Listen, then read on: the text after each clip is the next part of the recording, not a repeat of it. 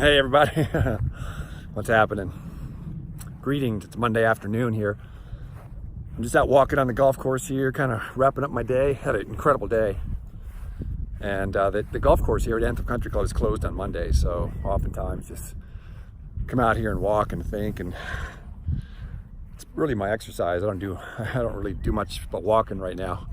And it's great though, because the hills, and it's fantastic. It's a beautiful community. We have multi-million dollar homes on this golf course. So it's also great, just to walk on the cart path and look at these beautiful homes. It's very inspirational. And, in my situation too, because of my health situation, it gives me hope, and hope gives you life. One of my favorite books that I ever read that changed my life is called Man's Search for Meaning, written by Viktor Frankl. And he was an Austrian psychologist who was captured by the Nazis in World War II, and he was in 3 different concentration camps from 43 to 45. And obviously he's a psychologist, and he was in there and he was observing patients. I mean, he was in prison, but he was observing the patients, and they kind of kept him, I don't know if they kept him alive to do this, but he kind of helped the camaraderie of the prisoners. But what he wrote about in his book was that he talked about how men had, man's search for meaning. And he talks about really they can take anything from you. People can take anything from you except for the ability to control your mindset and to be happy, or to whatever you focus on. So that's what he determined. They can, because back in the World War II, they were capturing these Jews, and these people were professionals. They were doctors and lawyers, and they would take everything off their body, their watches, their jewelry, and they would just slap a number on them, and all of a sudden they lost their identity. So imagine being somebody of success, somebody that's successful in your community, and all of a sudden they take everything from you, put you in an environment where nobody knows your name, and you're just a number. And of course that's daunting, and of course people were dying. And so what he did was, Viktor Frankl talked about, not everybody died in the gas chamber. So many of the prisoners who didn't go to the gas chamber, it was so difficult. They had to do such hard work, and cold, and, just bread and soup. And so they all thought they were going to die too. They thought they were all going to go to the gas chamber. And so what Viktor Frankl wrote about was the fact that when people lost hope, so these guys, they would pick a date, like, okay, I'm going to get out on this date right before Christmas so I can see my family. And they would have, let's say the date was, December 12th, or let's say it was December 25th, let's say it was Christmas. And they had the date that's when they were going to go home and the war was going to be over. And when that day came and went, they oftentimes died because they lost hope. That was their target. The target came and went, they lost hope, and they died. So the reason I'm telling you that is, when I'm out here going through what I'm going through, seeing the nice homes, and gives me hope and gives me vision, which is great. Keeps me alive. I believe that can heal me too. So, but I wanted to talk to you today about just perseverance, and never letting go, and never quitting. I want to tell you a quick story about when I was playing college basketball.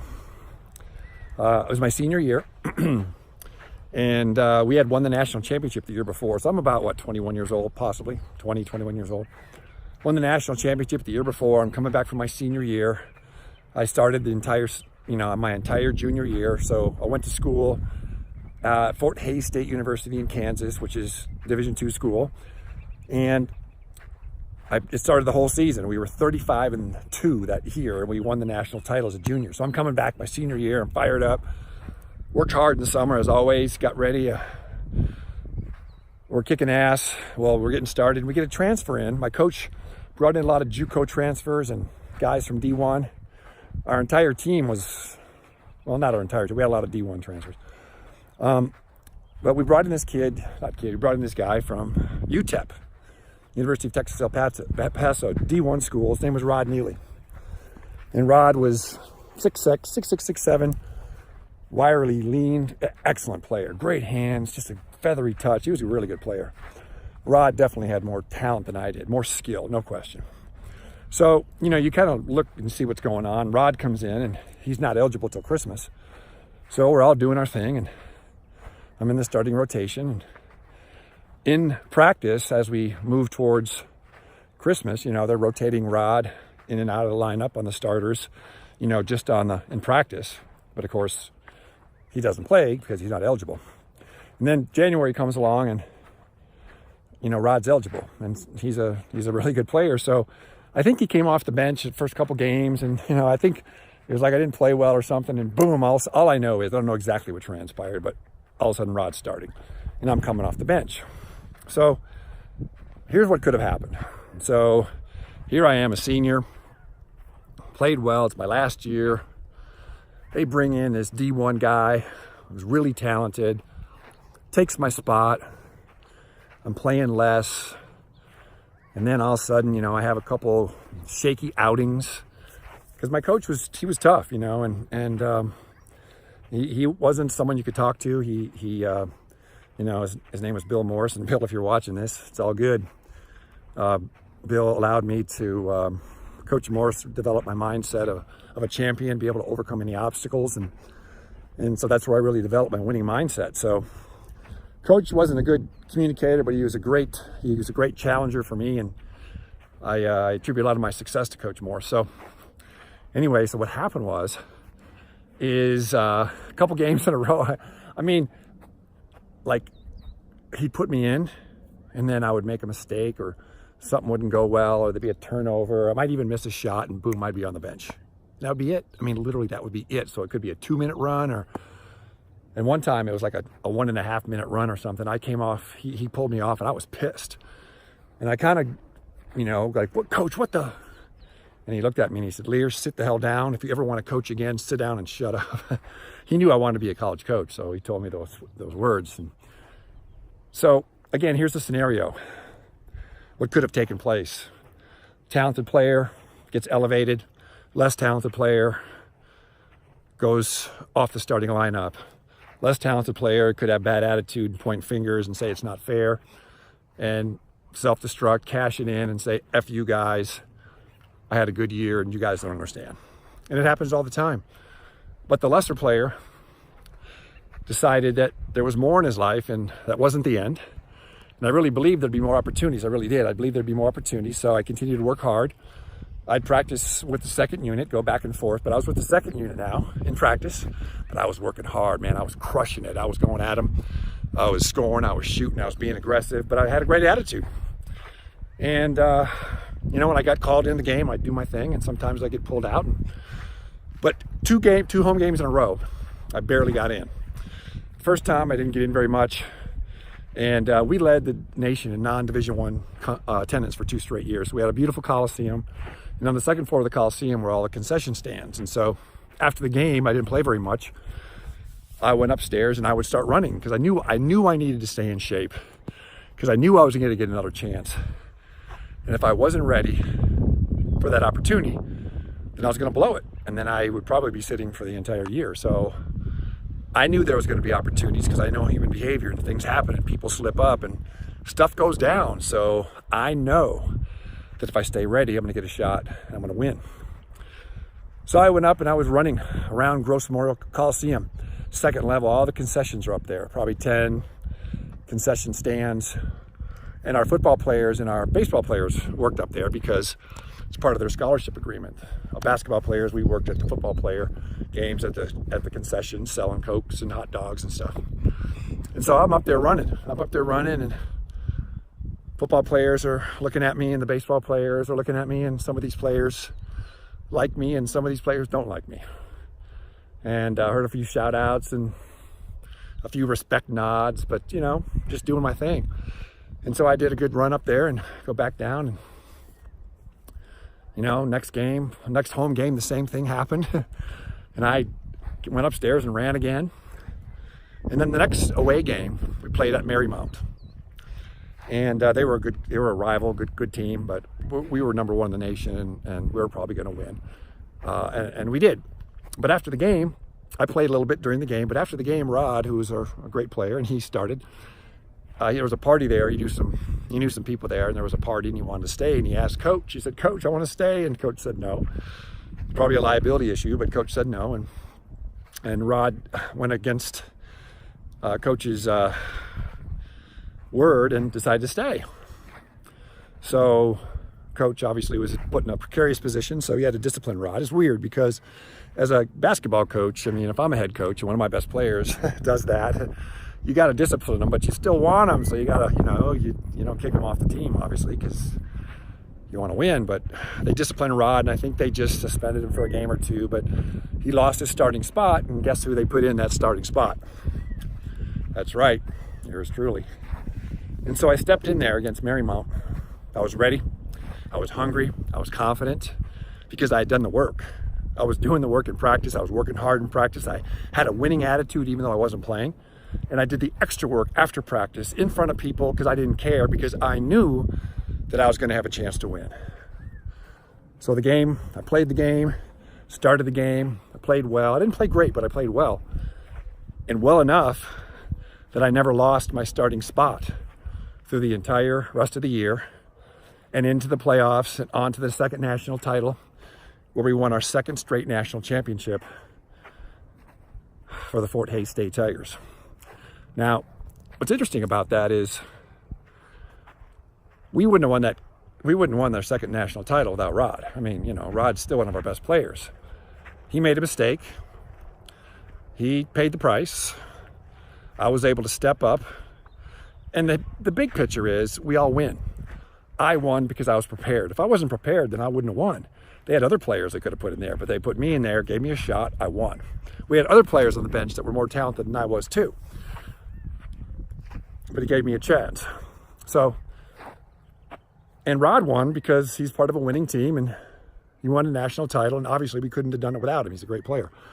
So shout out to you, Rod. I tell people this story all the time. I've never mentioned your name before, but I ran into your wife, obviously, down in Phoenix when I did the training. And so hats off to you, bro. It's the Rod Neely lesson that I've used over and over and over in my career, business-wise, personally, going through a lot of personal challenges, whether it's finances or relationships, and intimate relationships or business relationships, and just knowing that if you put in the work, you believe, and you grind it out, you're going to be successful. So in my 2 years at Fort Hays State, we went 70-5, and we won 2 straight national titles. And that was awesome. But what was more awesome was I learned how to win. And so what I'm sharing with you today is if you're frustrated, or something happened to you, or you're down on your luck, or something took place, I'm with you. I'm not making fun of that at all, because things happen every day. And so, I think what's been able to separate me from a lot of people is my ability to stay focused and stay level-headed and just keep doing it, keep grinding. So that's what I'm offering to you, is that no matter what situation you're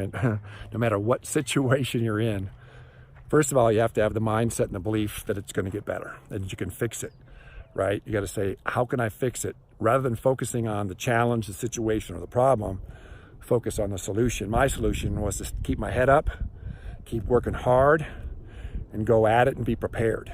So what's your solution to your problem? What could you change? What could you do? And start doing it. And stay with it, because that's the key. It's the consistency. Most people might start out and say, I'm going to do it, but they lose touch, and they lose the steam, and then pretty soon they fall off. And the people that stay there there'll be an edge up, because most people fall off. Because think about my situation. I'm not blowing my own horn here, because I was a good player, not a great player, but I was good enough and understood what it took to be a starter and to be on 2 straight national championship teams. Yet it was easy for me to quit. I had a great year the year before, won a national title, so I could have told my grandkids and my kids, oh man, kicked ass my junior year, won a national title. And then I could have talked about what coaches of this and of that, and I could have pointed fingers and, oh well, who cares, because I had a great junior year. But that's not what went down. I decided I wanted to have a good senior year too. So you're in control of your outcome, no matter what's going on. You might not be in control of where you are right now, but you're in control of what you do. So let's go out there and make it happen. Just take it step by step. So, hey man, sun's going down. It's so beautiful here in Vegas. It's April 8th. It's a Monday. It is 6:30 p.m. I'm going inside right now after this exercise. You know, I don't do a lot with my amyloidosis right now, so this is a good workout for me. The amyloidosis has given me, congestive heart failure. So as I look to rehab myself, you know, walking on a golf course up the hills and stuff is really good for me. So thanks for coming along with my workout, and just keep pushing. Think about what you want to accomplish, and make it happen. If you're interested in coming along with us and being with a group of winners, come on and join our 1% Academy. It's our 1% Academy. It's $99 a month to be with a group of winners. You get 4 webinars, live webinars a month, and access to my multi-million-dollar training center. We're training on sales, communication, leadership, 5 keys to a perfect presentation, the business of speaking, teaching people how to be a professional speaker, 21 principles to wealth, freedom, health, and happiness, how to develop undeniable self-confidence, and of course my sales course, which I already talked to you about. But this sales course is a sales course that's in Fortune 500 companies all around the world. So you got to check this one out. All right, y'all. Have a great day. Thanks for hanging out with me.